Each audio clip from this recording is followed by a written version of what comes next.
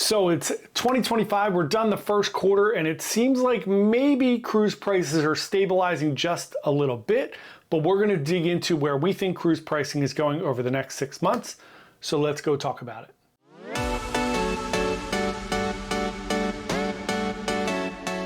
Hey everyone, John here from Byte Cruises. Welcome to the channel. If you're new here, we're a travel agency. We book cruises every single day.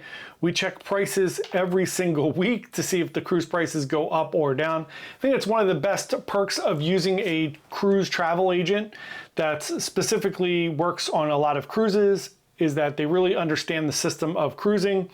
And if you hire a good cruise travel agent, couple things. One, it doesn't cost you any money. Two, they constantly check the price for you. So we check it weekly. I get a lot of emails from clients as well, so I know clients check it all the time because I constantly get emails like, hey, did this drop? It looks like it dropped. So we go in every single week on Tuesdays or Mondays, depending on the week, and we check cruise pricing to see where we're at. So there's been a lot of hullabaloo over the past couple weeks of people saying either that cruise pricing is starting to drop or it's starting to stabilize, and we're gonna go through what we think is going on right now. First of all, let's start with a caveat on Royal Caribbean. I have seen zero indication that prices are coming down on Royal Caribbean. I'm gonna pull it up. We're gonna do a lot of this live here. So this is gonna be a little clickety-clackety, and I apologize for that, but I wanted to do things a little more real time so that it wasn't me looking something up weeks ahead of time before I edit and do all this stuff. I wanted to kind of do it live and push things out a little bit. So I have a cruise booked on Wonder of the Seas in October of this year. And let's start with that one. I checked the price on it last week and it dropped like $10. So I'm gonna go through again and I'm gonna give you some indication of where we're at right now. So this is a 3-night cruise out of Miami. Currently it is $965.51. Cruise fare, port fees, taxes, interior cabin, category 4V, if that means anything to you. All the different categories are basically where you're at on the ship. So that is the lowest of the interior cabins. So I'm gonna go through real quick and we're gonna try to reprice it and see what the prices are now. And through the magic of me editing, this won't take very long. So here we are, 4V. Right now, I told you it dropped about $10 last week or the week before. It is now up. If I went to reprice it currently at the moment, instead of $985, it is now $1,141.51. So prices are going up. They are not coming down. It went down a little bit a few weeks ago and now skyrocketed back up.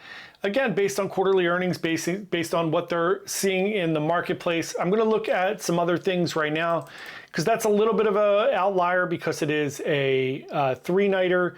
So let's just go in here. I'm gonna look for something in December. Early December tends to be not a super expensive month.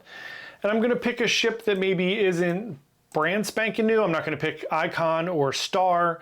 I'm gonna pick something mid-tier like Allure that's been out for a while, and let's dig into where Allure is in December and what the pricing looks like. So right now, if I look at Allure of the Seas in December, early December, good time to book for early December. As December goes on, it gets more expensive. And then January, we have a little dip again. But let's look at this. We have an 8-day cruise out of Fort Lauderdale starting December 6th. It's a good time to book a cruise going to Eastern Caribbean and Perfect Day. And that is, I said, an 8-dayer. And if you look at this one, and we're just gonna look at a few different categories. I know most people tend to book balconies, but I'm gonna give you a little bit of a variety here so you have an idea of what's going on. If you wanted to book the owner suite, it's $22,000. Hilarious. I always just like saying that out loud because I think it's funny. If you want to book a 4D balcony, so that's a standard, pretty standard balcony. It is the lowest tier balcony that's not a guaranteed balcony. And it is an ocean view balcony, not like a boardwalk balcony or a promenade balcony, anything like that. Central Park balcony, sorry. So that right now is $3,792.84. Still, I feel is very expensive for a balcony cabin. If you jump in here for an interior cabin, you could do the 4V, as I mentioned before, for around $2,000. I don't think that's terrible for Allure, so that's a pretty good explanation of where we're at right now. Now, if I give you Icon or Star, let's pull up the brand new one so you can kind of see the variants there as well. I like to give you like the full picture here when we do this. So if we look at Star in early December, the same week, doing a 7-day, so 1 day less, Western Caribbean. Let's pick that one. And let's just pick a standard balcony on this one. So we're gonna go to the lowest tier balcony you can get that's not a guaranteed on that. And that's gonna be a C5, that's the only thing that's available. Here's where you're gonna see the difference between a newer ship and an older ship. $4,588 for a balcony. Interior is not gonna be much better. If we go all the way down to the interior, we are at $3,700 for an interior cabin. It's so crazy. It's so crazy. And then we'll give you one more on Royal Caribbean, so I feel like you have a good kind of feel for where everything's at. Let's pick an older ship. So let's do Adventure of the Seas. This one is going to be a 6-day cruise, Western Caribbean. Let's take a look at this one just to give you all the variations here of going from like a brand new ship to an older ship to a mid-tier ship like Allure. And here for our balcony, same thing, we're gonna go with a spacious balcony that's not a guarantee. You're looking at $2,500. And then for interior, if we go down here to that same 4V interior, very economically friendly, $1,394. A little variant, 6, 7, 8-day cruises, those type of things there. But you get to see a good balance there. And now I'm gonna pull up Norwegian. Norwegian is the one place where I will say I am seeing a little bit of a downtick. So we'll do the same thing here. We'll pick a new ship, we'll pick a mid-tier ship, we'll pick an older ship. We have the Aqua up first, so we'll do Norwegian Aqua, brand new ship, just came out, right? So we'll take a look at that one. And what we're gonna see here is that if you pick a standard balcony, I always use BB as the first tier up after the guaranteed cabin. Remember, Norwegian's gonna come with drinks, the drink package in the More at Sea. So let's do that, and then I'll give you the price without that as well, so you could do a little apples to apples.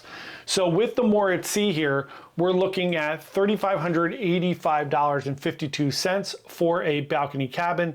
This is a 7-day Caribbean going to Dominican Republic and Great Stirrup Cay, which is their private island. Again, cruise, port fees, taxes. Now let's keep it up. Let's keep it 100 with everything else.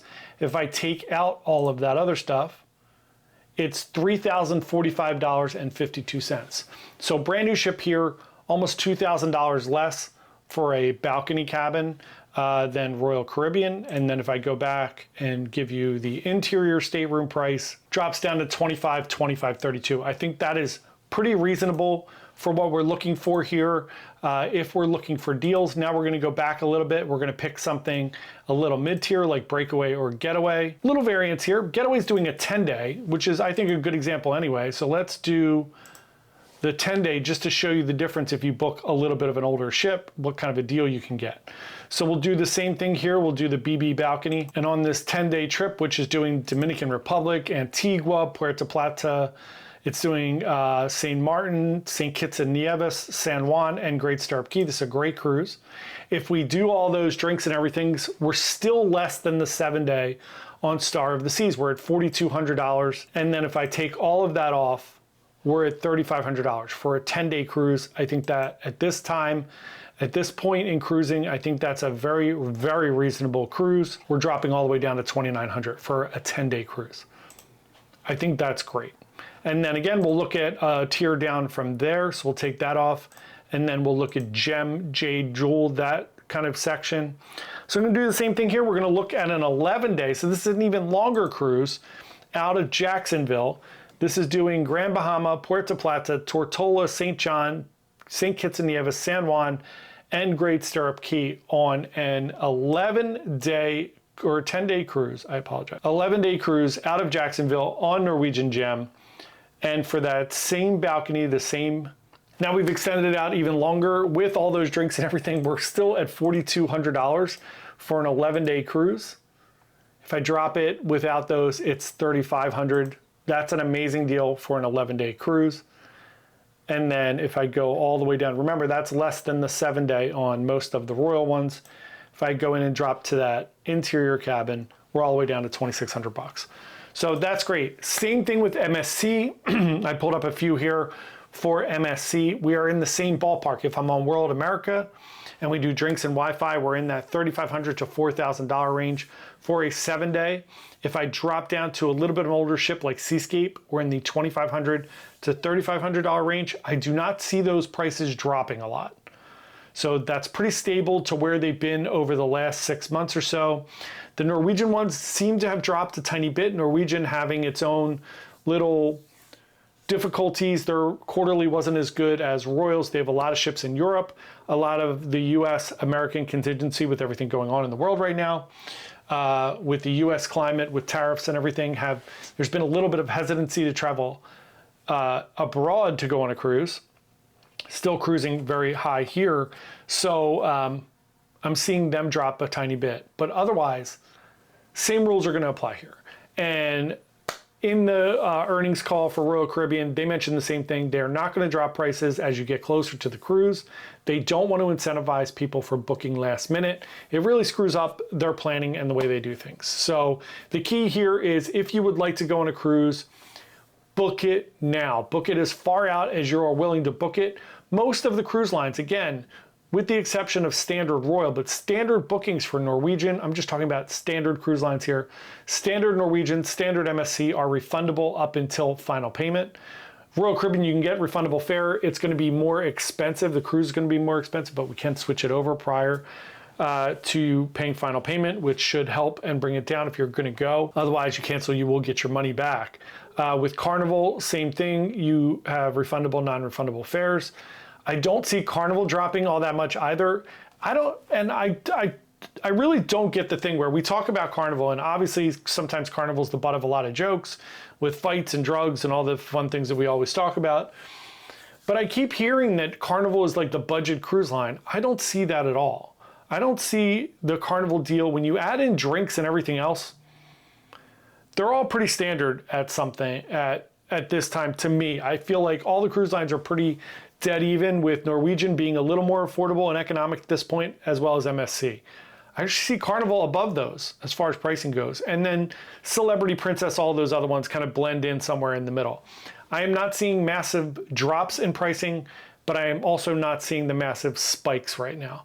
It'll be interesting to see as people continue to book things like Legend of the Seas, or new ships come out for Norwegian, or MSC. World Asia just came out. Prices still look pretty reasonable there. I'm not seeing that big spike anymore. But Royal Caribbean, there's always that initial spike, and the prices don't seem to be dropping.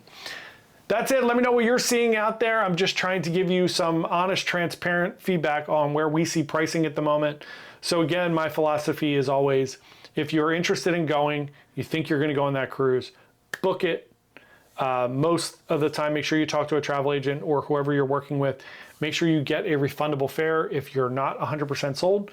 That way you can get your money back. And if you're using a travel agent, they're going to be checking that pricing for you all the time, and making sure if things do come down, you get a better deal. But remember, most of the time things are going up, so you're locking in that early price. So that's it for today. Hope you have a wonderful day. And I am on Icon right now. I hope it's wonderful, and I'll tell you all about it when we get back. Thanks so much. I'll be cruising. See you tomorrow. Bye.